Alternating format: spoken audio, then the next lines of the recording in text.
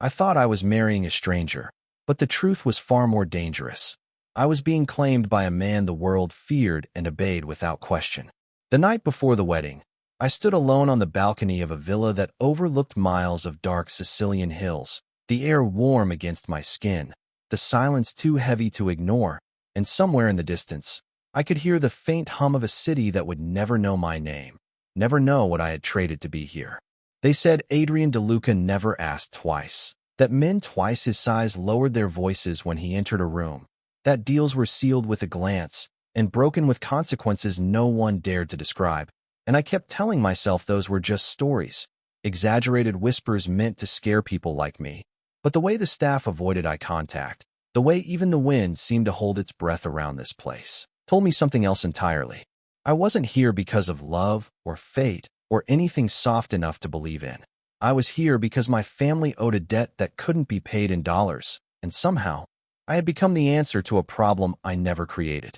The dress they chose for me fit perfectly, too perfectly, like it had been waiting for my body long before I ever stepped into this world. White fabric falling around me in a way that felt less like a choice and more like a quiet surrender. And when I looked at myself in the mirror earlier that evening, I didn't see a bride. I saw a transaction dressed in silk and silence. I tried to remember the last time I had made a decision for myself, something small, something insignificant, but every thought kept circling back to the same truth. I had been moved here, placed here, positioned exactly where someone like Adrian DeLuca wanted me to be. I hadn't even met him properly yet, not in a way that counted, just glimpses across rooms filled with men in tailored suits and women who knew how to pretend they weren't watching everything unfold. And each time our eyes almost met, something inside me tightened, like my instincts were trying to warn me before it was too late. The sky above me was clear, endless, filled with stars that didn't care about contracts or power or the quiet deals that shaped people's lives. And for a moment, I let myself imagine walking away, just stepping off this balcony and disappearing into the darkness where no one knew my name, where no one expected anything from me. But even that thought felt fragile, unrealistic, like something that belonged to another version of me that didn't exist anymore. Footsteps echoed behind me, soft but deliberate, and I didn't have to turn around to know who it was, because the air shifted in a way that made my breath catch, like something powerful had just stepped into my space without asking for permission. I stayed still, gripping the cold stone railing just a little tighter, telling myself not to react, not to give anything away, but my heart didn't listen. It never did. And when his presence settled behind me, close enough that I could feel the weight of it without a single word being spoken, I realized something I hadn't allowed myself to admit until now. Tomorrow wasn't the beginning of anything. It was the moment everything I used to be would quietly disappear. I did not turn around right away because something in me understood that once I faced him, there would be no pretending this was not real anymore. No space left for denial or delay, just the quiet acceptance of whatever came next, and I needed one more second to breathe like I still belonged to myself. The night air felt thinner now, like it had shifted to make room for him, and when I finally turned, slowly, carefully, I saw Adrian DeLuca standing just a few feet away, his presence exactly as heavy as the rumors had promised, maybe even more. He was taller than I expected, broad shoulders outlined by a perfectly tailored dark suit. His posture relaxed in a way that did not invite comfort, but demanded awareness, like he did not need to prove anything to anyone in this world. His eyes found mine immediately, steady and unreadable, the kind of gaze that did not wander or hesitate. And for a moment, neither of us spoke, the silence stretching between us in a way that felt intentional, controlled, like he was measuring something I could not see. I realized then that he was not looking at me the way men usually did, not with curiosity or admiration, but with focus, like I was a piece of a larger plan he had already set in motion. "You should not be out here alone," he said finally, his voice low, calm, carrying a quiet authority that made the words feel less like a suggestion and more like a rule that had always existed. I almost laughed at that, not because it was funny, but because the irony pressed against my chest in a way I could not ignore. So I tilted my head slightly and met his gaze without stepping back. "I am not alone," I said, my voice steadier than I felt, "because this entire place belongs to you, does it not?" Something flickered in his expression then, not quite amusement, not quite irritation, just a brief shift that told me I had said something he did not expect, and for the first time since he arrived, I saw a crack in the perfect control he carried so effortlessly. "Everything here is under my protection," he replied, his tone unchanged, but there was something beneath it now, something sharper, something that made the word protection feel complicated instead of reassuring. I folded my arms lightly, more to ground myself than to challenge him, but I did not look away, even though every instinct told me I should. "Protection and ownership are not the same thing," I said quietly, and the moment the words left my mouth, I felt the air shift again, heavier this time, charged with something I could not name but could definitely feel. He took a single step closer, not enough to invade my space completely, but enough that I could see the details I had missed before, the faint line of tension along his jaw, the precision in the way he held himself, like every movement was deliberate, chosen, controlled. "Most people do not question the terms of an arrangement they benefit from," he said, and there it was, the truth laid out without softness or disguise, a reminder that this was never meant to be equal, never meant to be something I could negotiate. I swallowed, forcing myself to hold my ground even as my heartbeat picked up, because if I gave in now, even a little, I knew I would lose more than just this moment. "I am not most people," I answered, and for a second, just a second, something changed in his eyes, something that looked dangerously close to interest. The silence that followed was different from before, less distant, more focused, like we had crossed some invisible line neither of us could step back from. And as the wind brushed past us again, carrying the faint scent of the sea, I realized that whatever tomorrow was supposed to be, it had already begun, right here, in the space between his control and my refusal to disappear inside it. The silence between us did not break. It tightened, like something invisible had wrapped around the space and refused to let either of us move freely. And for the first time since I arrived, I understood that this was how he controlled everything, not with raised voices or obvious force, but with presence alone, the kind that made people second-guess their own thoughts before they even spoke them out loud. I should have stepped back, should have created distance, but my feet stayed rooted to the cold stone beneath me, stubborn in a way that surprised even me. And I realized I was holding on to the only thing I had left that felt like mine, the ability to choose whether I would retreat or stand still. Adrian watched me like he was waiting for something, not impatient, not aggressive, just observant, and that made it worse somehow, because it felt like he already knew the outcome and was simply allowing me the illusion of reaching it on my own. "Tomorrow changes everything," he said after a moment, his voice quieter now, not softer, just more deliberate, like each word was placed exactly where he wanted it to land, and I felt that sentence settle somewhere deep in my chest, heavy and undeniable. I let out a slow breath, steadying myself before I answered, because I refused to let him hear hesitation in my voice. "It only changes everything if I let it," I replied, and even as I said it, I knew how fragile that sounded, how thin that line really was between what I wanted to believe and what was actually true. His gaze did not waver, but something in it sharpened, like he was seeing more than I intended to show, like he could read the tension in my shoulders. The way my fingers curled slightly against my arms, the small tells I could not completely hide. "You are already here, Emily," he said, and the way he said my name was not casual, not distant, it was precise, intentional, like he had decided exactly when to use it and what it would mean when he did, and I felt that too. The subtle shift from distance to something closer, something more personal. "That does not mean I belong to this place," I answered quickly, before I could overthink it, before doubt had time to creep in and soften my words, and for a split second, I thought I saw something like approval flicker across his face, so brief I almost convinced myself I imagined it. He exhaled slowly, his eyes dropping for just a moment, not in dismissal, but in consideration, like he was recalculating something, adjusting a plan that had been perfectly set until now, and when his gaze returned to mine, it carried a different weight, less assumption, more attention.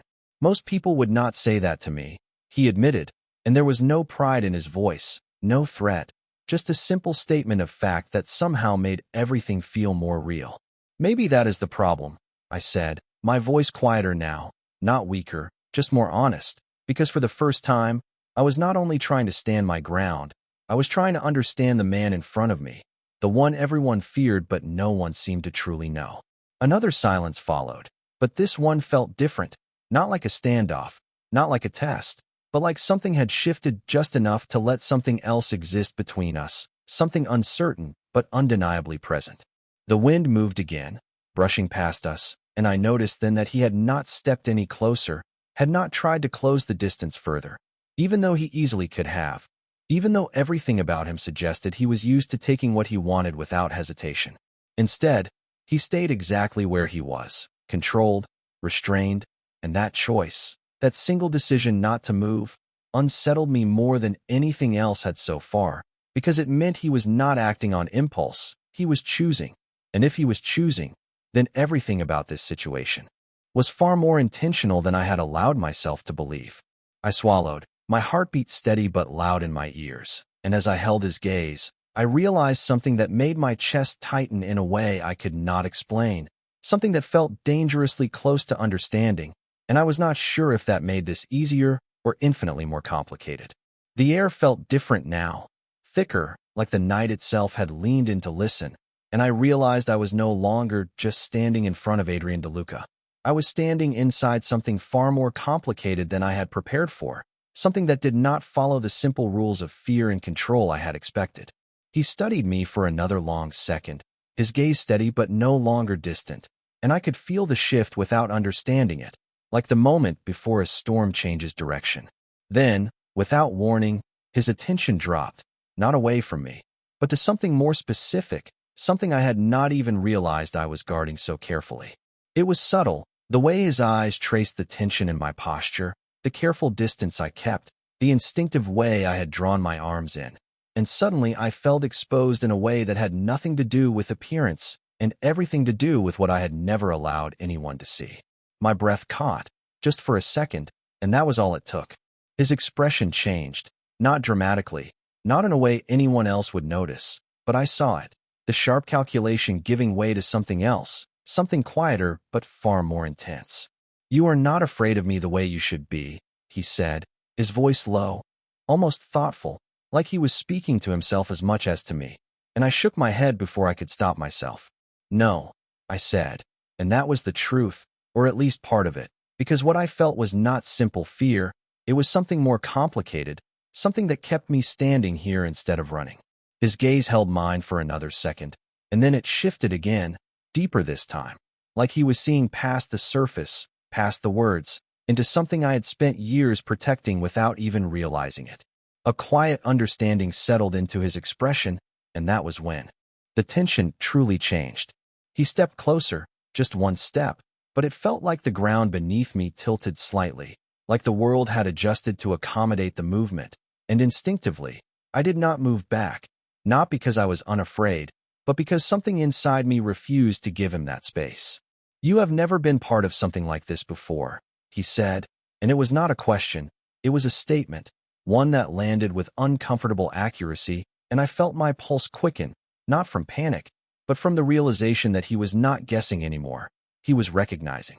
I swallowed, trying to steady my voice, but it came out softer than I intended. "That does not mean I will let it define me," I answered, and for the first time, there was no immediate response, no correction, no assertion of control. Instead, he watched me in silence, and that silence stretched just long enough for doubt to creep in, for me to wonder if I had said too much, revealed too much, given him something he could use. But then something unexpected happened. He exhaled slowly, the tension in his shoulders easing just enough to notice, and his gaze shifted slightly, not away from me, but away from whatever conclusion he had been building in his mind. "That changes things," he said quietly, and I felt those words settle into the space between us with a weight I could not fully understand. "Changes what?" I asked before I could stop myself, because I needed to know, needed to understand what he saw, what he had realized, what had just shifted in a way that neither of us could ignore. His eyes returned to mine, steady again, but different now, less distant, more deliberate, and when he spoke, his voice carried something new, something that did not belong to the cold, controlled man I had expected to meet. "It changes how I proceed," he said, and the simplicity of the statement made it more unsettling, not less. because it meant he had already decided something, already adjusted something, and I had no idea what that meant for me. The wind moved again, softer this time, and as I stood there, inches from a man who could control everything around him, I realized something that made my chest tighten in a way I could not ignore, something that felt like the beginning of a truth I was not ready to face. He was not losing control. He was choosing it, one decision at a time, and somehow, that made him far more dangerous than I had ever imagined. For a moment, neither of us moved, and I could feel the weight of his words settling into the space between us, not loud, not dramatic, just present in a way that made everything else feel quieter, smaller, less certain. It changes how I proceed. The sentence repeated in my mind, over and over, as if I could pull meaning from it if I just looked at it long enough. But the truth was, I already understood more than I wanted to admit. This was not about what I would do next. It was about what he had decided not to do.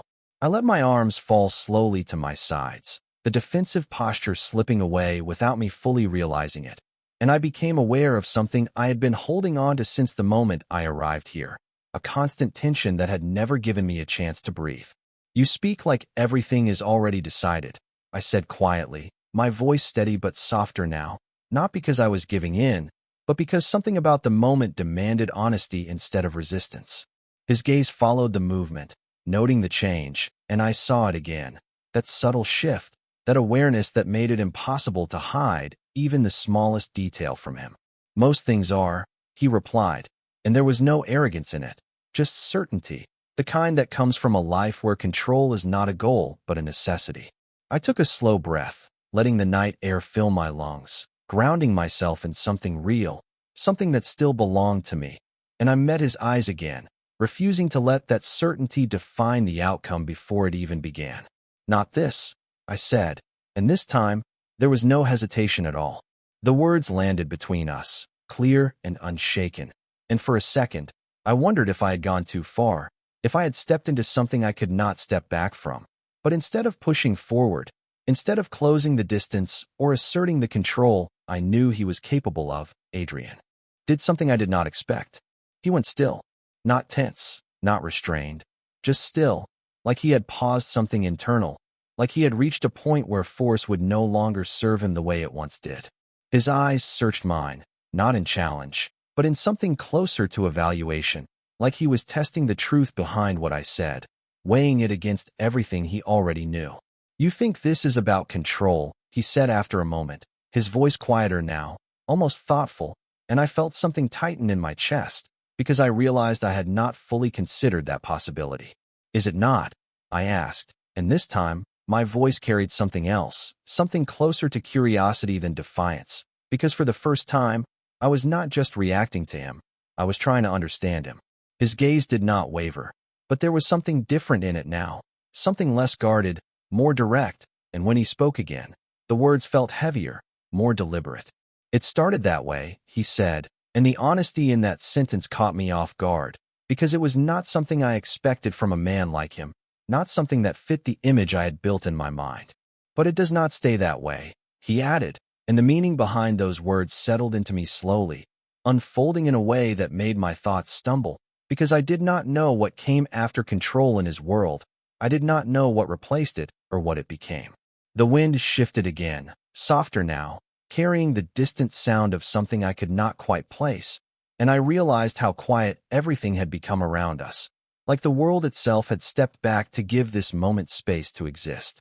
I swallowed, my heartbeat steady but present, and I held his gaze, searching for something I could hold on to, something that made sense in a situation that refused to follow any pattern I recognized.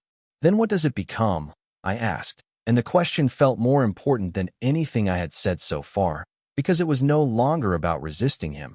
It was about understanding what I was standing in front of. For a second, he did not answer, and I saw it then, the smallest hesitation, the briefest pause in a man who did not hesitate, and that alone told me more than any words could have. When he finally spoke, his voice was lower, steadier, but there was something beneath it now, something that had not been there before. "That depends on you, Emily," he said, and the way he said my name again, slower this time, more intentional, made something shift inside me in a way I could not ignore. I stood there, Inches away from him, the distance no longer defined by fear or defiance, but by something far more uncertain, something that felt like the beginning of a choice I had not realized I would be allowed to make. And as the night settled around us, I understood one thing with absolute clarity. Whatever this was, it was no longer just his decision. The words stayed between us long after he said them, quiet but impossible to ignore, settling into my chest in a way that made it harder to breathe, because they did not feel like a threat or a promise. They felt like something else entirely, something that required an answer I was not ready to give. That depends on you. I had spent so much time preparing to resist him, to defend myself against control I thought would be forced onto me, that I had not considered what it would mean if he did not take that control at all, if he left the decision in my hands and simply watched what I would do with it. I looked at him differently then, not as the man everyone warned me about, not as the force I had to survive, but as someone standing just as still as I was, waiting in a way that felt unfamiliar and strangely deliberate.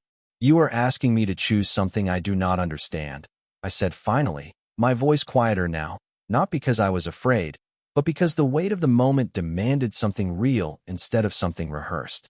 His expression did not change, but I saw the way his attention sharpened, the way he listened without interrupting, without stepping in to guide the outcome, and that alone told me more than anything else had so far. "Then do not choose yet," he replied, and there was no pressure in his tone, no urgency, just a calm certainty that made the words feel grounded instead of controlling. The simplicity of that answer caught me off guard, because it was not what I expected, not what I had prepared for, and for a second, I did not know how to respond to it. The wind moved again, brushing a loose strand of hair across my face, and without thinking, I reached up to tuck it behind my ear, the small movement grounding me in something physical, something real. He noticed. Of course he did. His eyes followed the motion, not in a way that made me uncomfortable, but in a way that reminded me how aware he was of everything around him, every detail, every shift, every breath. "You are not what I anticipated," he said after a moment, his voice steady but quieter now, and I felt a flicker of something I could not quite name move through me, something that was not quite relief, not quite concern, but something in between. "I could say the same thing about you," I answered, and this time, there was no hesitation at all, just the truth, simple and unfiltered, because nothing about this felt predictable anymore. His lips pressed together slightly, not quite a smile, not quite neutral, just a subtle acknowledgement that the line between expectation and reality had shifted for both of us. Another silence settled between us, but it was no longer heavy or tense. It was something else now, something quieter, more aware, like we were both standing on the edge of something neither of us had planned for. Then, slowly, deliberately, Adrian took a step back. It was small, almost unnoticeable, but it changed everything. The space between us widened just enough to breathe, just enough to remind me that he was choosing distance when he could have chosen otherwise, and that choice carried more weight than any action he could have taken. "You should get some rest, Emily," he said, his voice returning to that calm, controlled tone, but there was something different beneath it now, something I could not ignore, something that felt less like instruction and more like consideration. "Tomorrow will be demanding." I let out a slow breath, nodding slightly, because for the first time since arriving here, I did not feel cornered. I did not feel like I was being moved into place without a say. I felt like I had been given something I had not expected, something I was not sure how to handle yet. As he turned to leave, his presence pulling back with him in a way that made the night feel larger again, I watched him for a second longer than I should have, trying to understand what had just happened, trying to make sense of the shift I could feel, but not fully explain. Then he paused, just before disappearing into the shadows beyond the doorway, and without turning around, he spoke one last time. "No one here will touch you without your permission," he said, his voice carrying just enough to reach me, steady and absolute. And the meaning behind those words settled into me in a way that made my chest tighten, because I understood what he was saying without him needing to explain it further. Even me. The silence that followed felt different from any before it, quieter, deeper, and as I stood alone on that balcony, the cool night air pressing gently against my skin, I realized something that made my thoughts shift in a way I could not undo. The most powerful man I had ever met had just drawn a line, not around me, but for me, And somehow, that made everything far more complicated than fear ever could. The door closed behind him with a quiet click that echoed louder than it should have. And for a long moment, I did not move, did not breathe, did not even blink, because something about what had just happened refused to settle into something simple, something I could label and move past. No one here will touch you without your permission. Even me. The words lingered, not as a reassurance, but as a contradiction to everything I thought I understood about this world, about him, about the kind of man who built power on control and did not give it away without reason. I turned slowly, stepping back inside the room, the warmth of the villa wrapping around me in contrast to the cool night air, but it did not feel comforting. It felt unfamiliar, like I had stepped into a place that looked the same but had somehow changed. The room was exactly as I had left it, untouched, perfectly arranged, every detail in place, but I was not the same person who had walked out onto that balcony earlier. And that realization followed me with every step I took across the polished floor. I moved toward the large mirror near the bed, stopping just a few feet away as I studied my reflection, searching for something different, something that explained why my chest felt tight in a way that had nothing to do with fear. My hands rested lightly against the edge of the table beside me, grounding myself, and I let out a slow breath, watching the rise and fall of my shoulders, steady, controlled, just like I had forced myself to be since arriving here. This is not real, I whispered under my breath, not because I believed it, but because I needed something to push against the uncertainty building inside me. But it was real. Every second of it was real. The silence, the distance, the way he had stepped back instead of forward, the way he had drawn a boundary where I expected none. I closed my eyes for a moment, letting the memory replay, every detail sharper now, clearer, like my mind was trying to piece together something it did not yet understand. He had seen something. Not just who I was on the surface, not just the role I had been forced into, but something deeper, something I had not even defined for myself. And instead of using it, instead of turning it into leverage the way I expected, he had done the opposite. That did not make sense. Men like him did not give space. They took it. They shaped it. They owned it. And yet, he had stepped back like the choice mattered, like I mattered in a way that did not fit into any story I had been told. A soft knock at the door pulled me out of my thoughts, and I turned slightly, my body tensing out of instinct before I forced it to relax. "Come in," I said, my voice steady despite the lingering tension in my chest. The door opened slowly, and a woman stepped inside, her movements careful, respectful, her eyes lowering slightly as she entered the room. "Miss Carter," she said softly, her accent gentle, her tone measured, like she had been instructed exactly how to speak and when. "I have been asked to assist you with anything you may need before tomorrow." I studied her for a second, noting the way she kept. Her distance, the way she did not approach unless I moved first, and something clicked into place, something small but undeniable. She was not just being polite. She was following a boundary. My boundary. I swallowed, the realization settling deeper than I expected, and for the first time since arriving here, I felt something shift inside me, something fragile but real, something that was not fear, not defiance, but something else entirely. "Thank you," I said quietly, and as she nodded, waiting, not stepping closer, not assuming, I understood something I had not allowed myself to consider until now. Whatever this place was, whatever rules it followed, they had just changed, and somehow, without meaning to, I had become part of that change. I did not realize how little I had slept until the first light of morning slipped through the tall windows, pale and quiet, stretching across the marble floor like it had been invited into a place it did not fully belong. And for a moment, I lay still beneath the soft sheets, staring at the ceiling, trying to remember where I was before everything from the night before came rushing back all at once.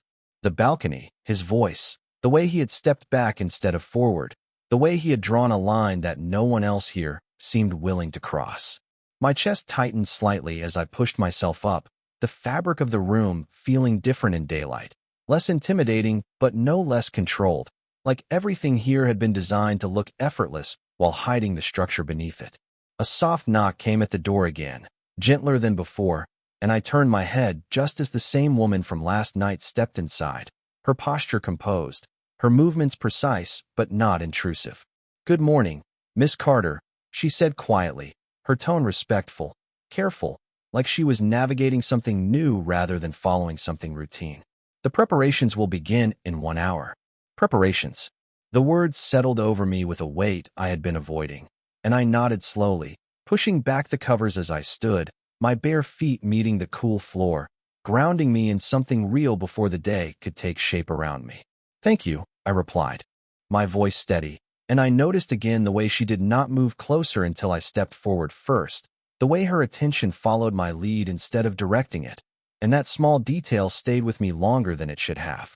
Everything here was waiting for my permission now.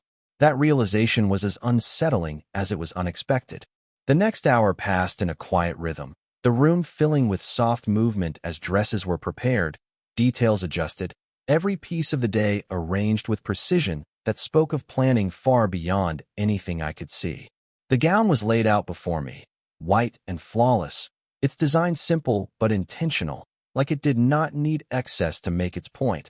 And as I stepped into it, I caught my reflection again, this time clearer in the morning light, sharper, more defined.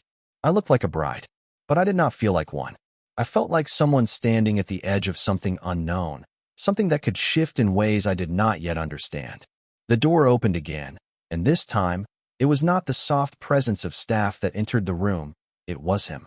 Adrian stepped inside without hesitation, his gaze finding me immediately, not surprised, not uncertain, just aware, like he had expected this exact moment, this exact image, and for a second, the room seemed to still around us. The others stepped back instinctively, creating space without needing to be told, and I felt it again, that shift in the air, that quiet acknowledgement that everything here moved according to his presence, his decisions. But something was different now. He did not close the distance the way I expected. He stopped a few feet away, his posture relaxed but deliberate, his eyes steady on mine, and I realized he was waiting for something I had not yet defined. "You are ready," he said, his voice calm, measured, and I held his gaze, not looking away, not stepping back, because I understood now that this moment was not about what he would do, it was about what I would allow. I took a slow breath, feeling the weight of the dress, the weight of the day, the weight of everything that had led to this moment, and I nodded once, not as surrender, but as acknowledgement. "I am here," I said, and the words felt different than anything I had said before, stronger, more certain, like they belonged to me instead of the situation I had been placed in. His gaze did not shift, but something in it changed, something quieter, deeper, and for a brief second, I saw it clearly. Respect. Not given easily, not offered lightly, but there, undeniable. Then he turned slightly, extending his hand, not commanding, not forcing, just offering, and the simplicity of that gesture held more meaning than anything else that had happened so far.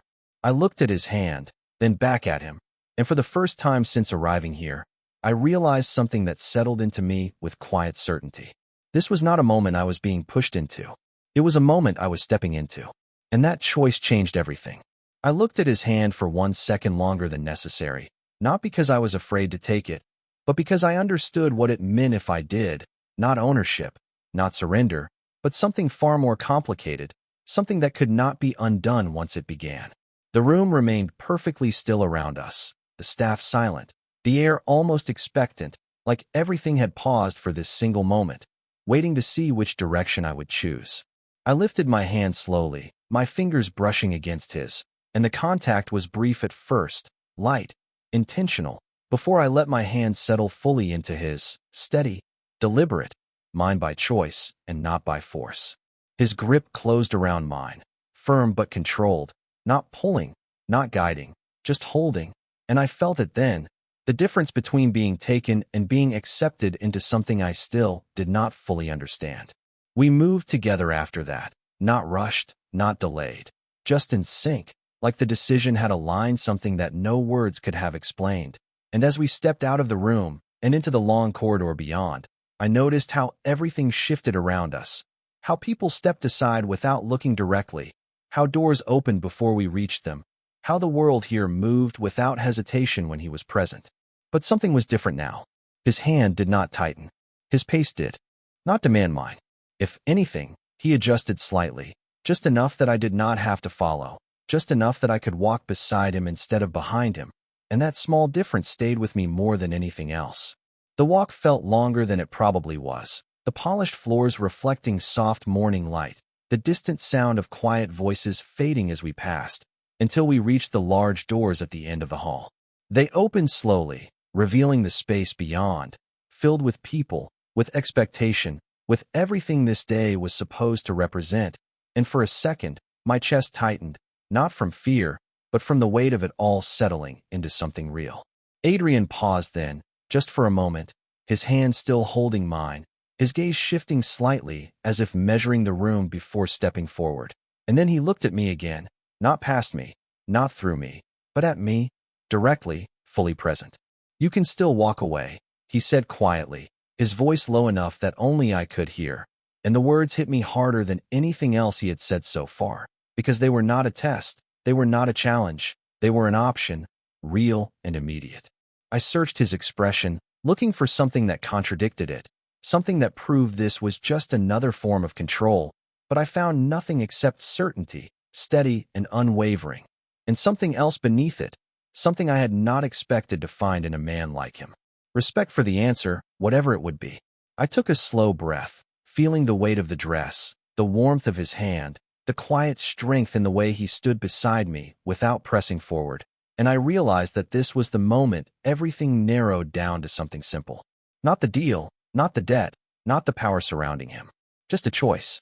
I tightened my fingers slightly around his hand, not enough to be obvious, but enough for him to feel it, and I stepped forward. The movement was small, almost invisible to anyone watching, but it changed everything, because it was mine. The room seemed to come alive as we entered, the soft murmur of voices rising, the shift of attention focusing on us, but none of it felt overwhelming the way I expected it to, because I was not being led into it, I was walking into it. Adrian remained beside me, steady, composed, his presence unchanged, but I could feel it now, the difference that had started the night before and carried into this moment, the space he allowed, the control he chose not to take. As we reached the center of the room, I looked ahead, not at the people, not at the ceremony waiting to begin, but at the path in front of me, and for the first time since this all started, I did not feel like something was being taken from me. I felt like I was stepping into something unknown, something complicated, something that could still hurt or change me in ways I could not predict, but it was something I had chosen to face instead of something forced upon me. And as I stood there, my hand still in his, my voice steady in my chest, even before I spoke the words I knew were coming, I understood one thing with a clarity that settled deep and stayed there. He could control the entire world around him, every person, every outcome, every detail. But this one moment, this one decision, belonged entirely to me, and that was the only reason I stayed.